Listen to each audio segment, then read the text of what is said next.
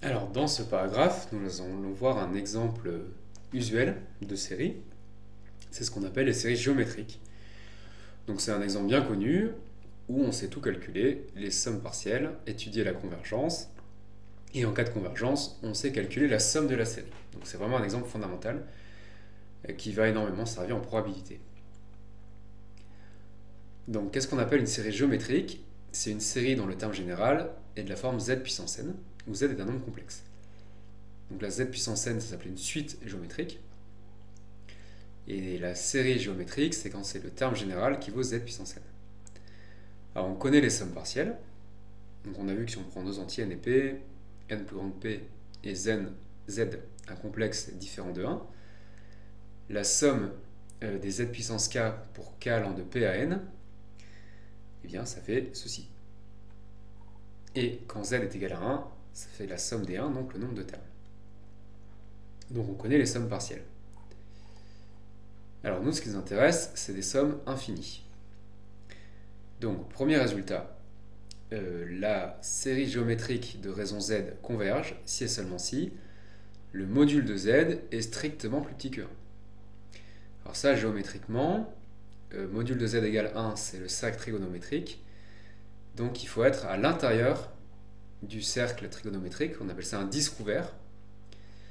Donc la série converge sur un disque ouvert de centre 0 et de rayon 1. On appelle ça un disque de convergence.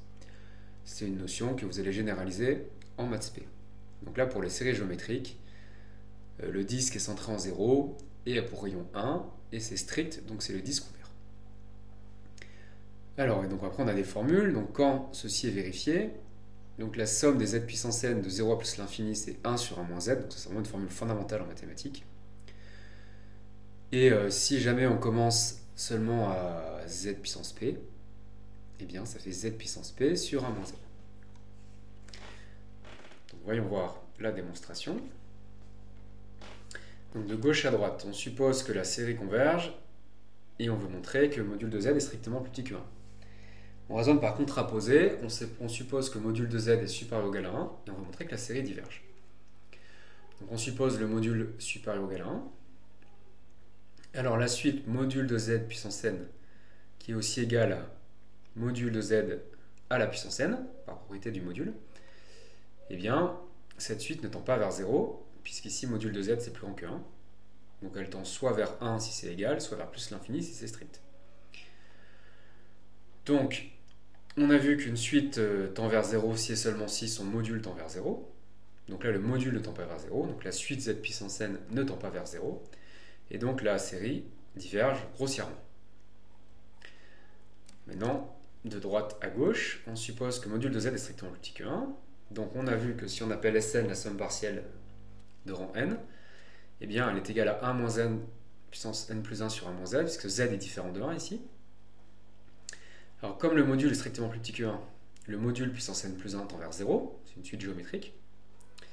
Par propriété du module, on peut intégrer la puissance à l'intérieur, donc ça tend vers 0.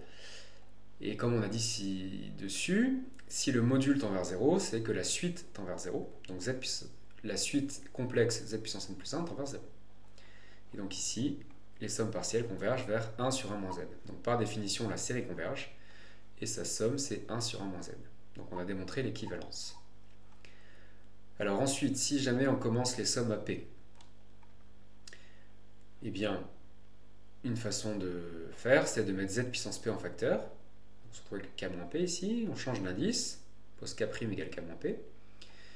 Et donc on retrouve z puissance p fois s indice n-p, les sommes partielles précédentes. Donc quand n tend vers l'infini, Sn-p c'est une suite extraite de Sn, donc ça converge encore vers 1 sur 1 moins z. Donc la série converge quand on commence à p. Bon, ça on le savait déjà parce qu'on a montré que la nature ne dépend pas des premiers termes. Et la somme de la série, par contre, n'est plus la même. Cette fois, c'est z puissance p sur 1 moins z. Donc il est vraiment fondamental de très bien connaître ce théorème. Alors on a vu dans la démonstration que la divergence est grossière lorsque ça diverge. Alors des exemples. Vous prenez un demi. Donc le module d'un demi, c'est un demi, c'est strictement le petit que 1. Donc la série géométrique de raison 1 demi, ça fait la série géométrique de terme général 1 sur 2 puissance n est convergente. Et sa somme, c'est 1 divisé par 1 moins 1 demi. Donc c'est-à-dire 1 demi plus 1 quart plus 1 huitième plus 1 16e, etc. Eh bien, ça fait 1.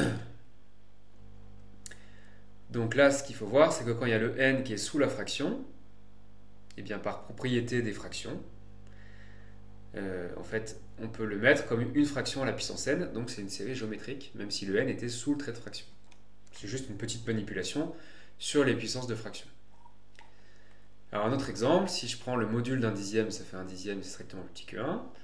Donc la série de termes général 1 dixième puissance n, qui fait la série de termes général 1 sur 10 puissance n, est convergente. Si je la multiplie par 9, qui est une constante, et bien ça converge encore, ça fait 9 sur la série de termes général 9 sur 10 puissance n. Et donc la somme de cette série, si je commence à 1, ça fait 9 fois la somme de 1 plus l'infini des 1 dixième puissance n. Donc on utilise la formule, ça fait 9 dixièmes fois 1 sur 1 moins 1 dixième, ça fait 1. Alors une autre façon de voir ceci, le premier terme c'est 9 dixièmes, donc c'est 0,9. Le deuxième terme c'est 9 centièmes, donc c'est 0,09. Après c'est 9 millièmes, c'est 0,009. Donc ici en fait, c'est l'écriture décimale infinie 0,99999. Et on vient de prouver que ça faisait 1.